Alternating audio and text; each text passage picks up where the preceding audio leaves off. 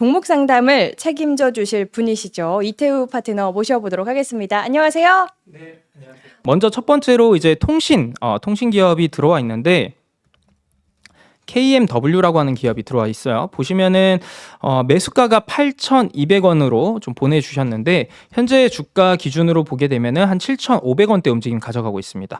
여기서 이제 매수하신 금액까지 좀 반등을 보여주기 위해서는 한 8% 정도 좀 반등을 보여주면 되는데 지금 구간에서 이 8% 정도는 충분히 이제 올라올 수 있지 않을까 개인적으로 생각을 하고 있습니다. 역시나 업황적인 측면을 고려해 보게 되면은 KMW뿐만 아니라 우리가 잘 알고 있는 뭐 통신 기업들, 오이솔루션, RFHIC, 뭐 그리고 와이어블 이런 기업들 다 보시면은 전반적으로 그동안 한 2, 3년 기간 동안 주가가 많이 밀렸어요. 밀렸던 구간 가장 대표적인 포인트를 찾아보자면은 지난 2019년도에서 이제 2020년도로 넘어갈 때 이 코로나 2019년도 때는 5G와 관련돼서 이슈가 좀 많이 불어닥쳤었고 코로나 이후에 다시 한번 5G에 대한 어떤 관심도가 증폭이 되면서 주가 너무 좋았었습니다만 그 이후에 사실 모멘텀이 굉장히 많이 없었죠. 소강 상태에 진입이 되어 있었던 만큼 주가가 좀 많이 밀렸었는데 지금부터는 다시 한번 좀 터닝 포인트를 찾아올 수 있는 게 많이 있어요. 대표적으로 이번 트럼프 행정부의 이 내년 취임 이후에 정책들을 보게 되면은 미중 패권 갈등은 점점 고조될 수밖에 없는데 그 이면에 가장 중요한 것 중에 하나가 AI와 관련된 첨단 산업에 대한 대립입니다. 그럼 당연히 첨단 산업에서 중요한 핵심적인 요인 중에 하나가 IoT, 이 통신 관련 쪽이고 실제로 지금 미국에서의 3대 통신사죠. 이거 그동안 너무 많이 말씀드렸는데 이 3대 통신사 또한 마찬가지로 그동안 주파수 경매가 지지부진했었기 때문에 투자 활동을 많이 안 했었어요. 근데 이번부터 이런 패권 경쟁에서 좀 더 우위를 가져가기 위한 여건을 좀 만들어주기 위해서는 미국에서 당연히 주파수 경매 본격적으로 다시 지지부진했던 거 이제 끊어내고 진행을 할 수밖에 없다. 그 환경도 잘 만들어졌어요. 이미 그 연방 통신 부서에서 이제 수장 또한 마찬가지로 상원의원이 공화당 인사가 앉았기 때문에 기대해 볼 수 있는 요인이 많이 있다라는 거. 그래서 관련해서 이런 것들은 결국에 우리나라에도 이제 영향을 충분히 줄 수 있지만 그 안에서도 물론 옥석 가리긴 될 거예요.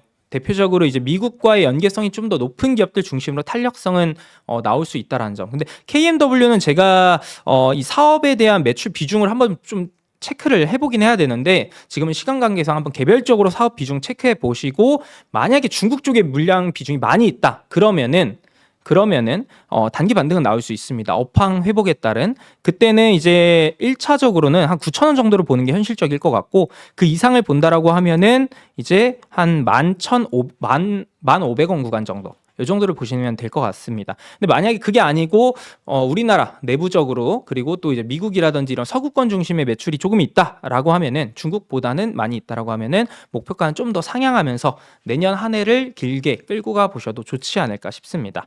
그래서 KMW는 지금 구간 매도보다는 홀딩 의견 드리도록 하겠고요.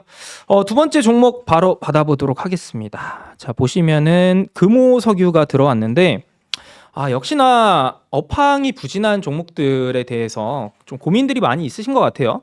지금 이제 금호석유 같은 경우는 대표적인 화학 관련 기업으로 잘 알고 계실 텐데 고무 관련 쪽으로 이제 합성 수지라든지 이런 거 만드는 기업인데 업황이 좋을 순 없었죠. 그동안은. 워낙 이제 국제 유가에 대한 분위기 자체도 올 상반기 때 워낙 강했었기 때문에 원자재 값이 비싸면 당연히 이 케미컬 업종은 부진할 수밖에 없습니다. 근데 점진적으로 보게 되면은 이 금호석유 올해 실적 요거 먼저 한번 보여드릴게요. 올해 실적이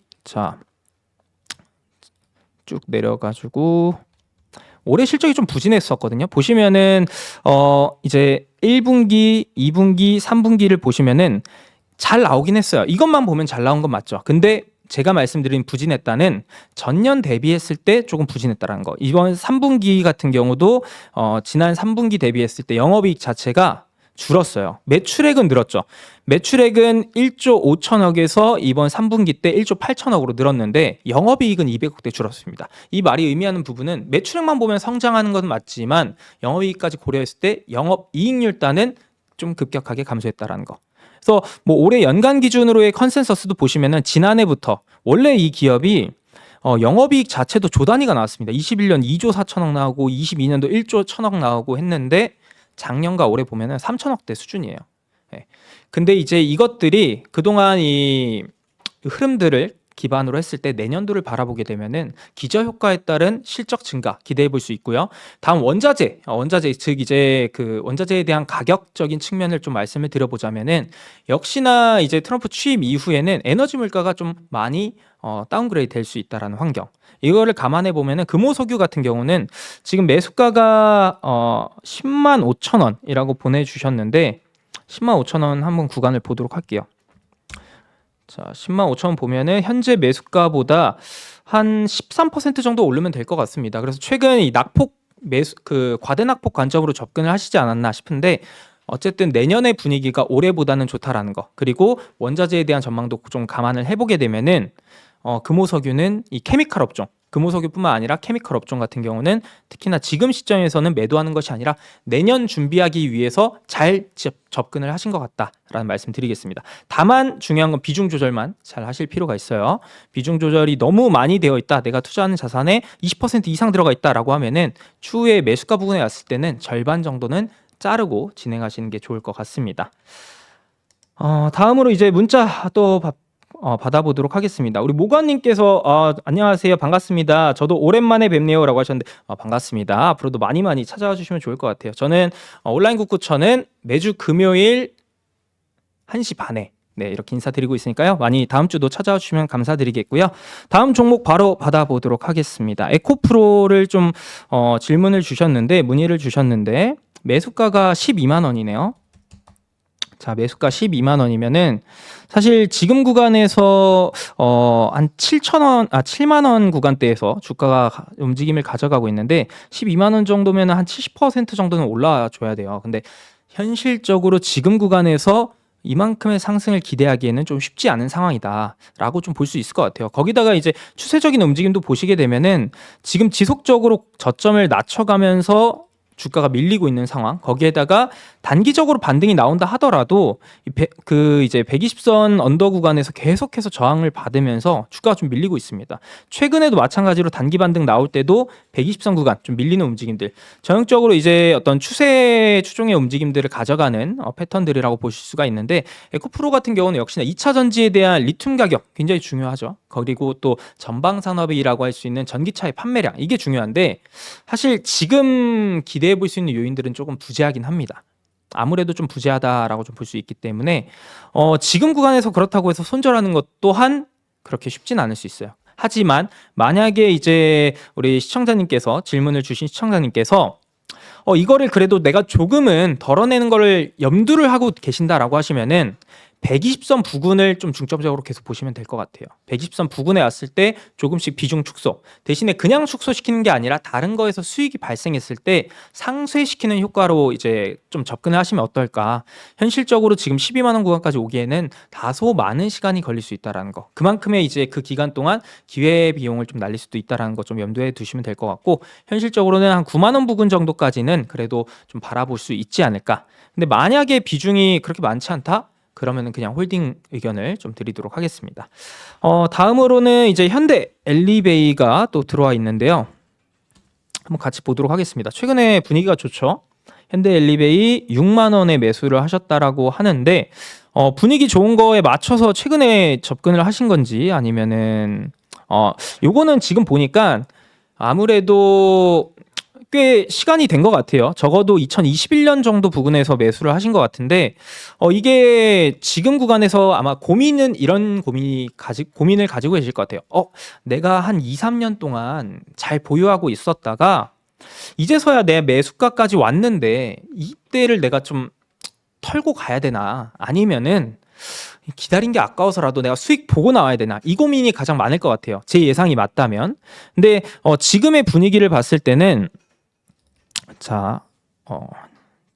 최근에 이 종목별 투자자 매매 동향을 한번 먼저 보도록 하면요. 기관과 연기금 중심으로 최근의 매수 흐름들이 나쁘지 않아요. 금융투자 중심의 기관 매수세도 꾸준히 유입이 되고 있는 측면에서 단기적으로는 지난 2023년부터 24년 뚫지 못하던 자리, 요 47,500원짜리, 요 자리를 좀 강하게 지금 돌파를 해줬고, 이 돌파를 한 수급 주체 또한 요 거래량을 좀 터친 주체들 또한 마찬가지로 메이저 수급, 기관과 금융투자 그리고 연기금 중심의 매수세. 물론 외국인은 팔고 있습니다. 하지만 이 현대엘리베이 같은 경우에는 그래도 수급적으로는 나쁘지 않다. 그래서 저는 개인적으로는 지금 현재 구간에서 단기적으로 추세 뚫고 한 번 더 지지 구간 만들어 놓은 5만 원짜리 이 자리만 잘 지켜준다라고 하면은 다시 한번 추세는 탈 수 있을 것 같아요. 이게 이제 그리고 실적에 대한 부분도 한번 잘 체크를 해보게 되면은 연간 기준으로 지난 22년 대비했을 때 23년도 실적이 크게 증가를 했고 올해 기준으로 또 보게 되면은 1분기, 2분기, 3분기 여전히 실적에 대한 증가 흐름들이 분기 기준으로 잘 나타나고 있습니다. 그래서 지난 같은 기간 대비했을 때도 거의 영업이익이 270억 정도 늘어났고 근데 이제 매출액은 어때요? 6,800억 나왔었는데 올해 3분기 때 6,900억 나왔어요. 근데 이익성이 굉장히 좋아졌다라는 거. 이걸 좀 보면은 아무래도 지금 구간에서는 좀 더 홀딩하고 수익권까지 진입을 기대해 보셔도 좋지 않을까. 대신에 5만 원 구간 이탈 여부만 잘 지켜보셔야 됩니다. 요거 기억을 해 주시면 될 것 같고요.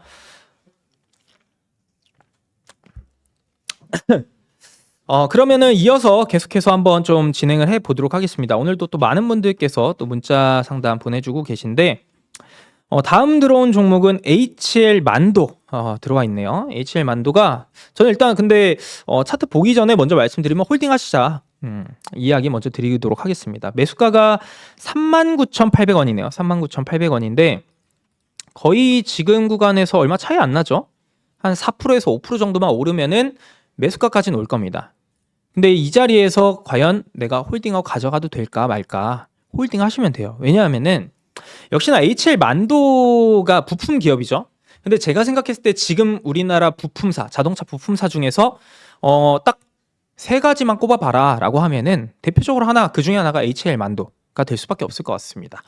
HL 만도 자체가 아무래도 그 전방 산업이 먼저 호황이 되고 그러면서 부품사들이 외형 성장이 발생하고 그러면서 수익성까지 같이 따라 올라가 주면은 주가는 같이 당연히 반등하는 그런 수순들을 밟는 대표적인 업종인데 지금 어쨌든 전방 산업의 분위기 뭐 앞으로의 이 자동차 판매 특히나 이 전기차에 대한 판매 조금 둔화되는 이 캐즘에 대한 현상들이 좀 이어질 수 있겠다라는 얘기든 나와주고는 있지만 여전히 뭐 현대차 기아의 판매 실적은 너무나도 좋은 상황 맞습니다. 올해 초부터 너무나도 좋은 상황 맞는데 그거 대비했을 때 주가가 너무 많이 못 갔어요. 근데 어떤 트리거 역할만 있어주면은 주가는 반짝 올라가 줄 수가 있는데 그 역할을 보여줄 수 있는 것 또한 이제 나와줄 수 있다. 어떤 거냐면은 자율주행이겠죠. 자율주행. 미국 내에서의 자율주행이 오늘 이게 정말 저도 이거는 참 이 종목이 나오면 어떨까 싶었는데 질문은 아직 따로 그 이제 문자나 들어온 건 없는데 퓨런티어 같은 거 보시면은 자율주행 쪽이 오늘 급락하고 있어요. 퓨런티어 대표적으로 한 10%대 뭐 수준으로 급락을 하고 있고 스마트 레이더 시스템 같은 경우도 보시면은 마찬가지로 이런 것들 전반적으로 밀리고 있는데 자율주행의 경우에는 오히려 저는 밀릴 때마다 관심 가지셔야 된다. 지금은 트럼프 트레이드 관련해서 조금 소외가 되고 있는 업종들이 대부분인데 지금 시기에는 내년도를 바라보고 포트폴리오를 재정비하는 시기로 활용을 하셔야 돼요. 그러면은 당연히 내년도에 있어서는 자율주행, 어떤 첨단 산업, 제가 뭐라 그랬습니까, 여러분들? 항상 이 혁신 산업이라고 하는 것을 트럼프 정부 차원에서는 바이든 행정부처럼 지원금을 주면서 투자 유치 못해요. 재정 적자에 대한 부분들이 늘어날 수밖에 없는 그런 정책들을 가져가기 때문에 그럼 당연히 기업들 투자 유치하고 끌어내려면은 정부에서 할 수 있는 거 멍석 깔아주는 게 뭐가 있겠어요? 정책적인 모멘트, 어떤 규제 완화입니다. 그 대표적인 수혜가 역시나 자율주행이고 가장 키워드가 일론 머스크가 될 수밖에 없겠죠. 테슬라의 일론 머스크. 그것들을 보게 되면은 자율주행 쪽으로는 앞으로 내년도 길게 보셔도 충분하다. 실제로 2017년도 때 트럼프 당선인 취임하고 나서 한 해 동안 미국에서 가장 많이 올랐었던 섹터 꼽으면 딱 혁신 산업이 제일 많이 올랐어요. 그 다음으로 올랐던 것들 몇 개 꼽으면 국방이랑 제약이랑 이런 것들 올랐는데 혁신 산업 제일 많이 올랐고 그 안에서 그때 자율주행 섹터가 가장 대표격으로 올랐었다라는 것. 이런 것도 고려를 해보시면은 HL 만도는 현대그룹 내에서의 자율주행 쪽 관련 그리고 뭐 부품사로서의 어떤 그 실적 성장 그 모멘트 이런 것들 다 모비스랑도 다 연동이 되어 있기 때문에 충분히 긍정적으로도 바라보셔도 좋지 않을까 싶습니다. 자, 그러면은 또 다음은 전화 연결되어 있다라고 좀 와 있네요. 한번 오늘 첫 번째 전화 상담 받아보도록 하겠습니다. 자, 우리 시청자님 안녕하세요. 네, 안녕하세요. 아, 네, 반갑습니다. 점심 식사는 드셨나요? 아니요, 못했어요. 아이고, 왜 못 하셨어요? 아, 주식이 너무 많이 내려가갖고. 아, 그러시구나. 걱정되셔가지고. 네. 오늘 아, 어떤 종목이 제일 걱정되셔가지고 문의 주셨을까요? 포스코 인터내셔널요. 포스코 인터내셔널이요. 네. 네, 포스코 인터내셔널 매수하신 매수 단가가 어떻게 되실까요? 제가 이거 비싸게 샀는데 계속 물을 차가지고 지금 네. 58,000원. 58,000원이요? 네. 비중은 그럼 혹시 어떻게 되시나요? 2,000투니까 한 25% 정도 돼요. 25% 정도요? 네. 그러면 혹시 이 포스코 인터내셔널을 투자했을 때 어떤 네. 거를 보고 투자를 좀 진행을 하신 걸까요? 맨 처음에는 네. 인사든지 뭐 그런 걸 내갖고 작년에 했거든요. 네네네. 네, 그런데 요번에 저기 포항에 그 석유 그것 때문에 대왕고래 프로젝트요? 예, 네. 그랬는데 저번 주에 너무 많이 빠지더라고요. 요번에 그 계엄 맞아요. 한 뒤에 네, 너무 많이 맞아요. 빠져가지고 제가 일단은 선두를 팔았어요. 아, 네, 팔았는데 더 빠지는 네네. 거예요. 자, 그래서 네네. 오늘 아침에도 제가 또 한 일부를 조금 팔았거든요. 아, 그러면은 일단은 제가 먼저 요 포스코 인터내셔널 말씀드리기 전에 이야기 네. 드리고 싶은 부분이 네, 기존에 보유하고 계셨던 것들에 있어서 다른 것들도 다 포함입니다. 네, 근데 이제 처음에 투자하실 때 방금 네. 포스코 인터내셔널처럼 명확한 투자 포인트들이 있으실 거잖아요. 네, 그것들이 훼손된 게 아니라고 하면은 네. 지금 구간에서는 매도를 하시지 않는 게 좋을 것 같아요. 왜냐하면은 지금 이 시장이 하락하고 있는 이유가 정치적인 리스크인 거는 알고 계실 거예요. 네, 근데 요것도 좀 제 화면 잘 보이시죠? 네, 제 화면 잠깐 보여드리면은 지금이랑 같은 국면일 때가 또 과거에도 몇 번 있었잖아요, 우리나라에서. 네, 네. 대표적으로 2016년도, 17년도 보면은 요때예요. 2016년도 12월 요 구간에서 2017년도 요때. 근데 이때 네. 어때요? 지수가? 이게 코스피 지수 차트인데 지수가 네. 올랐어요. 네, 결국에는 이게 무슨 의미냐면은 지금 이런 정치적인 리스크로 인해서 시장이 떨어진다? 시장이 빠진다? 이거는 길게 갈 요인은 아니에요.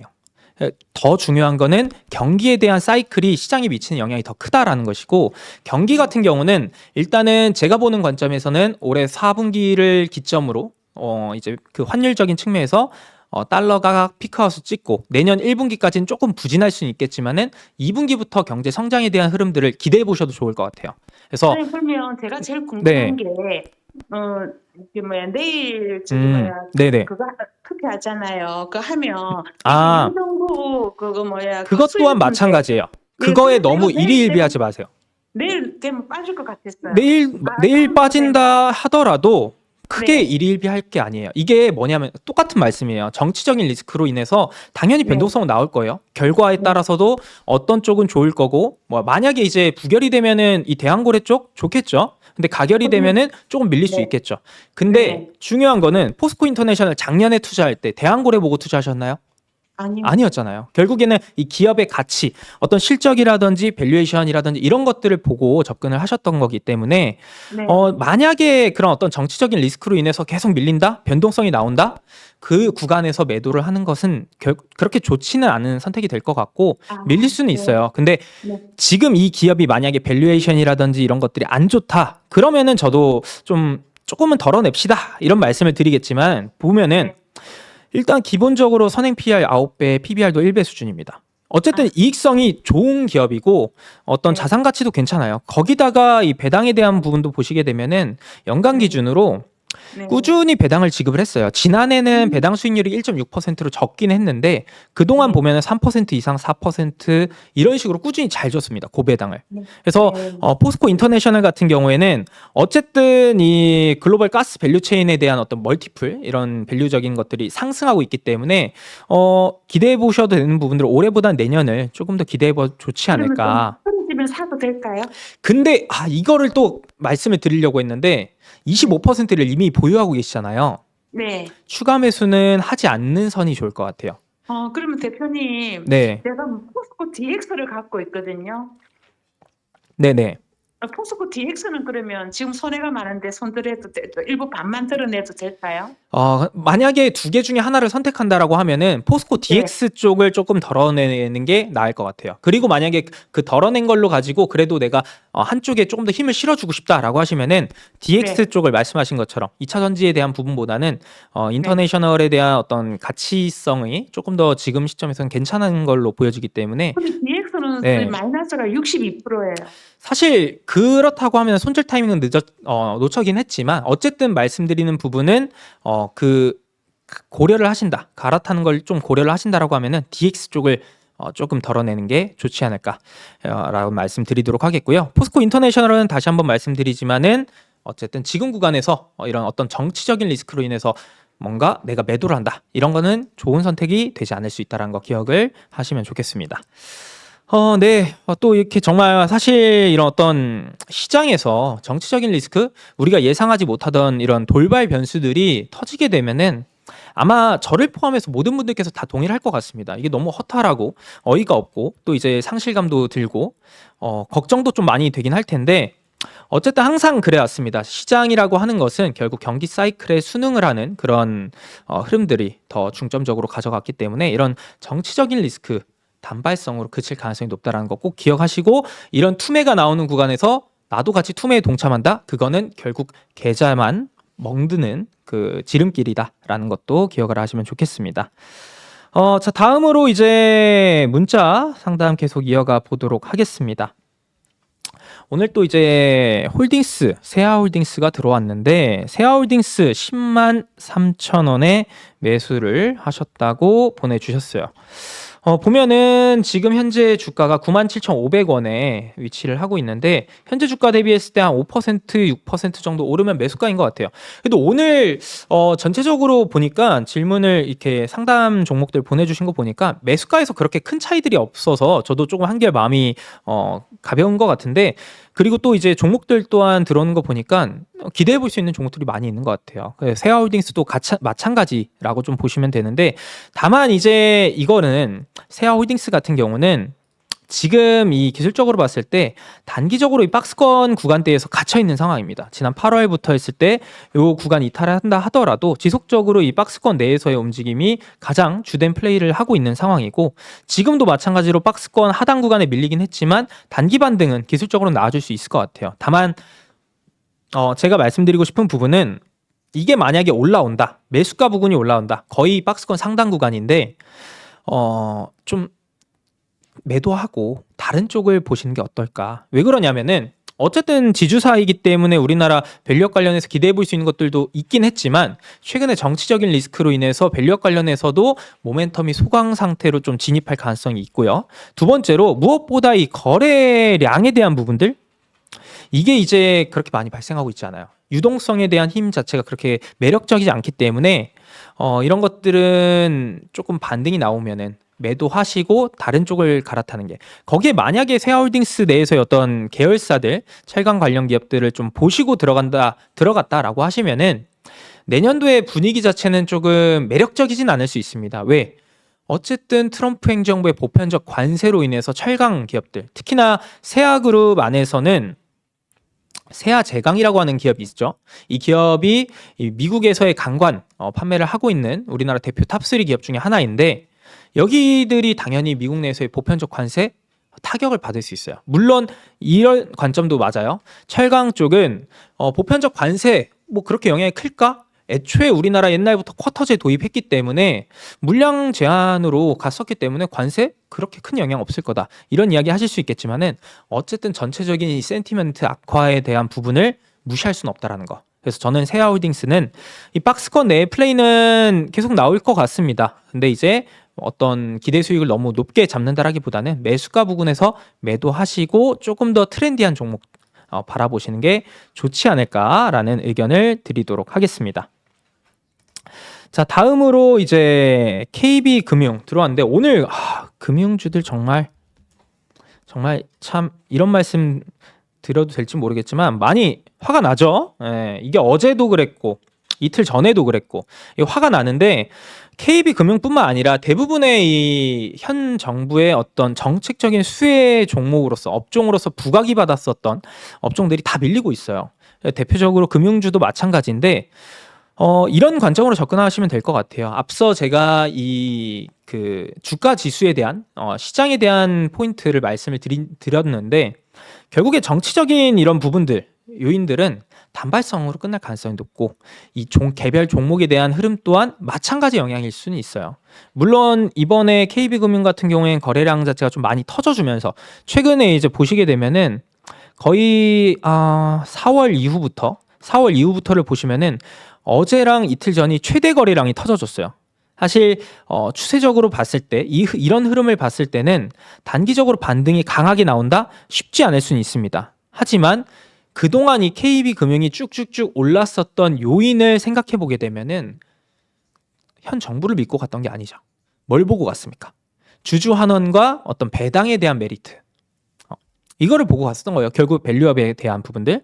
근데 그게 이제 뭐 만약에 지금 뭐 정치적인 리스크가 계속 부각이 된다 하더라도 밸류업이 어떤 실질적인 흐름들을 봤을 때 사라지는 게 아니에요. 거기다가 이미 KB금융 뭐 이런 은행주들 금융주 뭐 증권주 보험주 할 거 없이 어떤 주주환원에 대한 강한 의지 표명을 보여주면서 계속해서 진행을 해오고 있기 때문에 앞으로의 가이던스 그 방향성 자체도 주주환원은 꾸준히 상향시키려고 할 수밖에 없습니다. 그래서 그런 것들은 여전히 살아있기 때문에 만약에 그동안 너무 올라 있어가지고 매수를 못 하셨던 분들께서는 관심 가지셔도 되지 않을까. 근데 지금 보내주신 분께서는 95,700원에 매수를 하셨다라고 좀 보내주셨는데 현재 주가 대비했을 때는 그래도 한 10% 이상은 좀 반등을 보여줘야 될 것 같습니다. 근데 KB금융은 지금은 어쩔 수 없어요. 은행주, 뭐 증권주 할 거 없이 업황 분위기, 투심이 위축돼서 밀린 건데 길게 보면은 이번에 이제 배당에 대한 부분도 지급받은 거 기억을 하시고 그리고 내년도 내후년도 계속해서 밸류업과 관련해서는 조금 더 수정 보완되면서 6월마다 이제 매년 6월마다 리밸런싱이 될 겁니다. 그때마다 분위기 타줄 수 있고 그러면은 이제 기대해 볼 수 있는 게 1년에 2번이 되는 거죠. 리밸런싱 때 한 번, 그다음에 연말 배당 효과 기대해 볼 수 있는 거 2번. 그래서 KB금융뿐만 아니라 은행주들은 지금 시점에서는 매도하는 게 아니라 저는 홀딩 의견 드리도록 하겠고 신규 매수 관점도 저는 나쁘지 않다고 생각을 하고 있습니다. 그래서 KB금융도 매수하신 부분까지 계속 잘 끌고 가 보시면 좋지 않을까. 만약에 만약에 적다. 그러면 좀 더 추가에 대한 부분도 고려하셔도 괜찮다라는 말씀 드리겠습니다. 자, 다음으로는 이제 요즘 제가 좀 좋아하는 섹터에 종목이 들어왔는데 TA항공이 들어왔어요. 아마 이게 이제 매수가를 보니까 3,200원에 매수를 하셨다. 그래서 오늘 시장에서 장 초반에 TA항공이 많이 올랐었죠. 급등을 했었습니다. 여기 보시면은 장중에 13%까지 오르면서 3,000원 선 한번 뚫었는데 바로 밀리고 지금은 음봉 전환을 했죠. 음봉 전환을 했는데 이게 이제 과연 매수하신 금액까지 올까요? 안 올까요? 저는 질문을 드리고 싶은데 답변이 온다. 이런 답변이 쉽게 나올 수 있을 것 같아요. 왜냐하면은 이 항공업종 자체가 지금의 분위기는 너무나도 좋아요. 단발성으로 안 좋은 건 있습니다. 뭐겠어요? 그것 또한 정치적인 리스크. 현 정부의 어떤 이번 계엄령 이슈로 인해서 미국이라든지 영국에서 우리나라 여행 주입 떨어졌죠. 뭐 또 이야기 들린 것 중에 하나가 미국에서 비자 발급이 안 된다라는 이야기도 들리고 있습니다. 당연히 여행주, 항공주의 업황에 부정적인 영향을 주는 악재성 소식은 맞습니다. 근데 이게 과연 내년, 내후년 장기화될까요? 물론 이제 뭔가 이 전국이 너무나도 안 좋아지는 흐름이 더 나오면은 그땐 얘기가 달라질 수 있겠지만은 지금의 분위기, 지금의 가닥으로는 조심스럽게 예상해 보자건데 더 나빠지진 않지 않을까 생각을 하고 있습니다. 그러면은 결국에 본업에 대한 가치들을 바라보는 시점이 다시 도래할 텐데 항공 업황 너무 좋아요. 지금 유류에 대한 부분들 내년부터 점진적으로 하향 안정화될 수 있는 것 또한 트럼프 정부의 어떤 친화적인 에너지 물가를 잡는 정책을 가져갈 수 있기 때문에 그 부분 긍정적이고 그 다음에 이제 환율적인 측면도 내년 연말까지를 바라보면은 점진적 하향 안정화 나올 겁니다. 이런 현재 고환율 자체가 이 항공 업종의 어떤 수요와 공급 측면에서의 부담으로 작용을 할 수 있는데 그것 또한 완화가 될 수 있고요.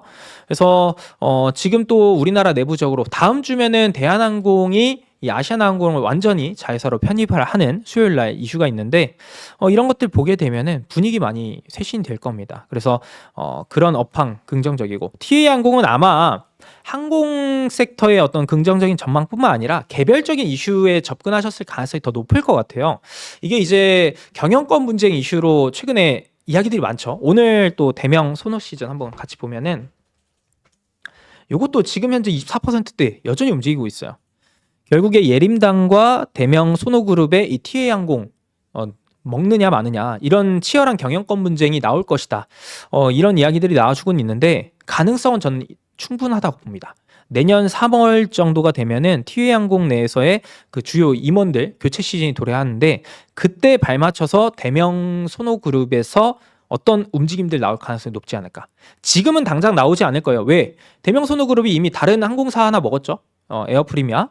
그렇기 때문에 굳이 지금 더 뭔가 공격적인 투자를 하면서 TA항공을 지분을 획득하려 하진 않을 거예요.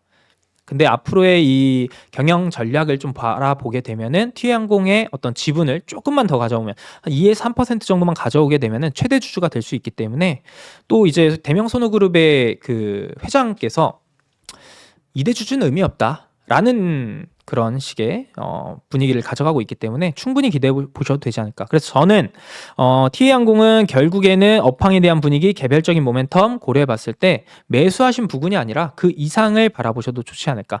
근데 다만 위쪽으로 올라왔을 때 1차적으로는 3,400원 구간대에 한번 저항 막힐 수 있다는 거 염두하고 넘어가시면은 좋지 않을까 싶습니다. 자, 지금 벌써 또 2시, 언제 2시가 또 넘었나요? 2시 5분이 지나가고 있는데, 저희 또 이제 종목 상담 받는 방법 한번 안내 드리고 계속해서 이어가 보도록 하겠습니다. 지금 화면 하단에, 화면에 나와 있는 전화번호, 026676-0361로 전화 주시면은 저랑 이제 직접 전화로 소통하면서 어떤 종목들, 고민들 해결해 보실 수 있을 것 같고요. 전화 상담 어렵다라고 하시는 분들께서는 샵 8181로 종목명과 매수가, 비중까지 같이 보내주시면은 조금 더 자세한 설명 받아보실 수 있으니까요. 많은 관심 부탁드리도록 하겠습니다. 자, 그러면은 계속해서 한번 좀 이어가 보도록 할 텐데 지금 MPC 매수가 5,000원 종목 상담이 또 들어와 있네요. 현재 주가가 한 4,300원대에서 움직임 가져가고 있는데 매수하신 부분까지 한 15% 정도는 올라야 될 것 같습니다. 근데 최근에 이 분위기를 보면은 아무래도 매력적인 움직임이 나와주고 있진 않죠. 11월 초경에 어느 정도 최근 들어서의 좀 많은 거래량. 근데 물론 이 거래량 또한 의미 있는 거래량 수준은 아니라고 보셔도 될 것 같고요. 이 기업이 이제 보시는 것처럼 뭐 플라스틱 사출 제조 판매 대부분 차지하는 단일 사업하고 있는 기업입니다. 플라스틱 사출. 사실 지금 시장에서 뭔가 트렌디한 종목이라고 보기엔 좀 어렵죠. 뭔가 개별적인 어떤 모멘텀이 터져줘야지만이 주가가 좀 반등 움직임들이 나타날 수 있는데 사실 그런 움직임들이 나왔던 기간이 많이 장기화되고 있어요. 그래서 이 업황 뭐 관련돼서 뭐 폐배터리 쪽이라든지 아니면 리사이클링 관련 업종들 전체적으로 좀 많이 쉬어가고 있기 때문에 MPC 또한 지금의 상황에서 뭔가 주가 반등을 강하게 볼 수 있는 요인은 현재까지는 좀 없지 않나. 그래서 단기적으로 기술적으로만 좀 봤을 때 지금 자리, 요 자리입니다. 4,200원대 구간. 요 자리에서의 큰 이탈만 없다라고 하면은 단기 이 낙폭에 대한 부분들 반발성으로 좀 반등을 보여줄 수 있을 것 같습니다. 그래서 반등을 보여준다 하더라도 일단 1차적으로는 한 4,800원 구간대에서 올라왔을 때 1차적으로 죄송합니다. 1차적으로 한 4,600원 자리에서 한번 맞을 수 있고 2차적으로 4,800원에서 한번 맞을 수 있어요. 근데 대신에 만약에 거래량이 이렇게 최근 이제 6월 달에 발생했던 이 정도 수준의 거래량이 터져준다라고 하면은 빠르게 요 구간을 한번 돌파할 수는 있는데 그것 또한 윗골이 달릴 가능성이 있습니다. 그래서 요거는 좀 반등 시에 조금씩 덜어내는 쪽을 한번 염두에 보시면 어떨까. 그래서 지금 자리 크게 이탈만 안 하면은 기술적으로는 조금은 인내해보자라는 말씀 드려보도록 하겠습니다. 자, 제가 너무 이제 문자랑 또 전화 상담만 좀 많이 받았는데 또 우리 채팅창도 한번 보도록 할게요. 채팅창에서도 궁금하신 종목들 또 올려주고 계신데 지금 보니까 비올이 좀 많이 올라와 있네요. 비올도 한번 보도록 하겠습니다. 자, 비올이 사실 지난 23년도부터 계속해서 좀 좋은 움직임들 가져가다가 올해 한 7월부터 조금 꺾였어요. 아무래도 의료기기 쪽 대표적으로 보면은 클래시스 같이 보면 좋을 것 같아요. 클래시스가 대장주로서의 움직임 가져갔죠. 서구권에서의 매출. 그러다가 최근에 분위기가 좀 쉬어가고 있는 고점 대비 한 33% 정도 빠졌죠. 비올 또한 마찬가지로 고점 대비했을 때 현재 한 40% 정도 좀 밀려있는 상황인데 이 기업들의 어떤 특징들을 좀 말씀을 드려보자면은 결국에는 지금 이것 또한 의료기기 또한 결국 수출성에 대한 부분에 있어서 보편적 관세 이런 어떤 투심 위축이라고 좀 보시면 될 것 같습니다. 근데 이것들을 한번 쭉 봤을 때 실적에 대한 부분을 좀 말씀을 드리고 싶어요. 자, 봅시다. 비올 2019년도에 100억 원 매출 나왔습니다. 매출이 100억 원 나왔는데 지난해 영업이익이 223억. 엄청난 성장이죠. 2020년도에 122억 매출. 그 다음에 다음 연도에 184억, 311억, 425억. 꾸준히 이제 매출액에 대한 성장 흐름들이 엄청나게 나와주고 있어요. 20% 이상씩. 거기다가 영업이익 또한 마찬가지로 꾸준한 성장. 이게 정형적인 성장주의 전형이라고 좀 보시면 되고 유보율이라든지 부채 비율도 보시게 되면은 최근 기준으로 유보율이 지난해 연간 기준으로 930%였던 게 이번 3분기 기준으로 1295% 거의 뭐 1300%까지 많이 올랐습니다. 반대로 부채 비율 어때요? 7%죠. 무차익 경영을 할 수 있는 이렇게 매출도 잘 올라오고 영업이익도 잘 올라오는데 무차익 경영까지 한다? 재무 건전성 너무 좋다? 지금 주가 어때요? 당연히 이제 의료기기단의 이 밸류를 보면은 PBR이 뭐 7배 많이 비싸죠. 근데 이런 기업들은 이런 자산 가치를 본다라기보다 성장에 대한 수익 가치를 보는 것이고 이게 보면은 내년도에 이제 선행 PR 자체를 보면은 11배 수준입니다. 피어 그룹 대비했을 때 좀 저평가되어 있다 정도를 보시면 될 것 같습니다. 그래서 지금 구간에서는 매수하신 금액이 얼마인지는 저는 채팅창에 나와 있지 않아서 모르겠지만 현재 구간에서는 조금은 만약에 비중이 없다라고 하면은 타이밍을 좀 기다렸다가 지금 바로 매수하는 게 아니에요. 타이밍을 좀 기다렸다가 추가 매수 포인트를 잡아보셔도 되고요.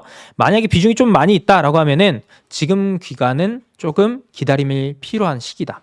적어도 트럼프 취임 이후에 어떤 수출에 대한 분위기가 추가적으로 어떤 위축이 나올 수는 있어요. 근데 그 더 먼 미래를 보면은 이 기업들 그리고 피부 미용 의료기기 쪽에 대한 분위기 자체는 서구권향으로 지속적으로 어떤 성장 흐름들 나올 수 있기 때문에 현 구간에서는 잘 홀딩하자라는 의견을 드리도록 하겠습니다.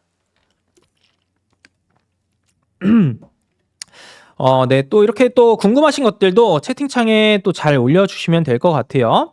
네. 이제 또 퓨런티어도 채팅창이 또 올라와 있는데 채팅창 요거까지 한번 보고 또 문자 이어가 보도록 하겠습니다. 퓨런티어.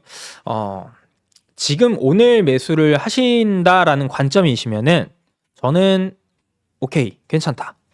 퓨런티어 같은 경우는 앞에서도 잠깐 언급은 드렸어요. 자율주행 쪽에 대한 부분. 그 내용은 앞에서 말씀드렸던 내용으로 가늠을 하도록 하겠고요. 퓨런티어 자체만을 좀 보면은 결국에 테슬라 향 어떤 자율주행 모멘트가 이제 모멘텀이 발생하면은 당연히 가장 대표적으로 분위기가 좋을 수 있는 게 퓨런티어입니다. 우리나라에서. 미국 내에서의 이 관련된 카메라 모듈 장비, 검사 장비에 대한 이 퓨런티어가 만드는 검사 장비 있다는 지금 시장 점유율이 거의 한 7-80% 정도가 되고 있는 걸로 알려져 있거든요. 그래서 당연히 미국 내에서 특히나 테슬라 향의 어떤 자율주행 흐름들이 계속해서 나온다. 또 최근에는 이제 비전 13에 대한 업데이트 이야기도 나와줬죠. 그래서 또 탑재하는 것들도 기존 하드웨어에서 이제는 또 추가적으로 업그레이드된 하드웨어들이 테슬라에 탑재가 되기 때문에 전반적으로 계속 검사에 대한 수요 늘어날 수밖에 없어요. 그래서 피런티어 같은 경우는 여전히 올해 수익성은 조금 부진했습니다. 잠깐 보도록 하면요. 자, 쭉 내려서 지난해 기준으로 보면은 72억 정도가 영업이익이 나왔어요. 근데 올해 보시면은 9억으로 예상 컨센서스가 많이 급감을 하죠. 근데 이제 내년도부터를 보면은 다시 한번 올해에 대한 실적 흐름들을 회복하는 흐름들이 많이 나올 수 있다는 것. 또 이때가 되면은 이미 올해 이제 실적에 대한 부분으로 인해서 눈높이가 많이 낮아져 있는데 내년도에 실적이 턴어라운드 되면서 좀 더 잘 나와준다. 그럼 기저 효과까지 볼 수 있기 때문에 뭐 자율주행 쪽에 대한 이 산업 트렌드 너무 좋죠. 이 기업에 대한 어떤 실적 가시성 내년도를 기대해 볼 수 있죠. 그래서 개인적으로는 저는 이 피런티어 오늘처럼 이런 급락하는 거는 역시나 어떤 투심 위축입니다. 그리고 단기적으로 상승에 따른 차익 매물들 출회하는 구간 정도라고 좀 보시면 될 것 같습니다. 자율주행 쪽은 아직 시작 안 했다라고 저는 개인적으로 생각을 하고 있어요. 그래서 피런티어뿐만 아니라 자율주행 쪽 보유하고 계신 분들은 조금 더 홀딩하면서 잘 가져가셔도 좋지 않을까. 뭐 더 밀릴 수 있어요. 당연히. 왜냐하면은 기술적으로 지금 보시면 당연히 최근에 이 고점 구간대에서 거래량 좀 터져주고 윗골이 2차례 정도 달렸죠. 차익 매물이 고점 구간에서 단기 고점에서 나왔습니다. 거기에 매도 물량들도 일부 조금씩 나와줬기 때문에 거기에 우리나라의 어떤 지금 증시 분위기도 투심 위축시키는 요인들이 있기 때문에 추가적으로 밀릴 수 있어요. 근데 이건 뭐예요? 알고 있다라는 거죠. 우리 추가적으로 밀린다 말씀하셨잖아요. 우리 채팅창에서. 밀릴 수는 있어요. 당연히 그러면 어떻게 접근해야 되겠어요? 일괄 매수 아닙니다. 분할 매수 관점으로 당연히 접근을 하시는 게 좋다라는 말씀 드리겠고, 밑에 쪽으로는 지지 구간대들이 군데군데 잘 있습니다. 현재 자리 22,000원대도 있고요. 그 밑으로는 2만원 구간 있으니까 이 자리들 좀 너프하게 보면서 분할 매수 타이밍, 내가 만약에 이거를 한 비중 처음에 한 10%를 내가 최종적으로 매집을 하겠다라고 하면은 나누시면 됩니다. 뭐 1% 해서 10분할로 가도 되고 아니면 5%씩 2분할로 가셔도 되고 3분할로 가셔도 되고 그건 성향에 맞게끔 선택을 하시면은 되겠습니다. 자, 다음으로 이제 문자 상담 종목 이어가 보도록 할 텐데요. 사마알미늄이 들어와 있네요. 자, 사마알미늄 매수가가 51,000원입니다 라고 또 보내주셨는데 이게 참 또 현재 주가가 보시면은 37,950원 오늘장에서 움직임 가져가고 있고 현재 주가에서 한 36% 정도는 올라와 줘야 됩니다. 근데 지금 구간에서는 한 번의 반등은 또 나올 수는 있을 것 같아요. 대신에 이게 추세적인 상승이 나올지는 좀 내년도에 업황을 좀 지켜봐야 되지 않을까. 근데 단기적인 반등이 나올 수 있다라고 보는 요인 중에 하나가 추세적인 흐름은 아직은 여전히 계속해서 보시는 것처럼 고점 낮춰주고 저점을 계속해서 낮춰주면서 지속적으로 이 그 라인들을 저항받으면서 밀리고 있기 때문에 추세적으로 아직은 회복하기는 어려워요. 근데 단기적인 흐름을 봤을 때는 워낙 이제 10월 10일 단기 반등 나와주면 줬던 구간, 이 거래량에 대한 포인트가 중요한 자리죠.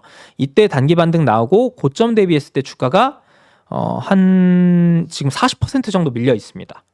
근데 이 자리에서 바닥 잡아줄 수 있을 법한 거래량이 안 터져졌는데 지금 딱 제 옆에 여기 이 자리죠. 여기죠.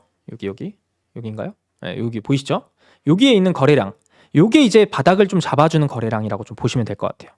그래서 지금 자리 첫 번째, 두 번째, 그리고 오늘까지도 저점 좀 높여주고 있는데 만약 여기서 좀 반등 흐름들이 좀 나타난다라고 하면은 3중 바닥 좀 만들어줍니다. 거기다가 이 거래량까지도 어느 정도 신뢰성을 볼 수 있기 때문에 단기적으로는 반등은 나와줄 수 있지 않을까. 한 번 더 거래량만 실린다면. 근데 이제 또 최근에는 뭐 히트로 관련해서 이야기들도 좀 나와주고 있기 때문에 어떤 앞에서의 이런 밀릴 때 매물들을 한두 차례 이렇게 한 번 정도 소화를 했기 때문에 다음번에 반등 시에는 조금은 더 탄력성을 보여줄 수 있지 않을까. 그래서 매수하신 부근 정도에서는 만약에 비중 많다? 비중은 절반 이상은 좀 줄여 놓으시고 이제 가져가자. 근데 개인적으로는 저는 뭐 욕심낸다라기보다는 매도하시고 다른 쪽 바라보시는 게 좋지 않을까.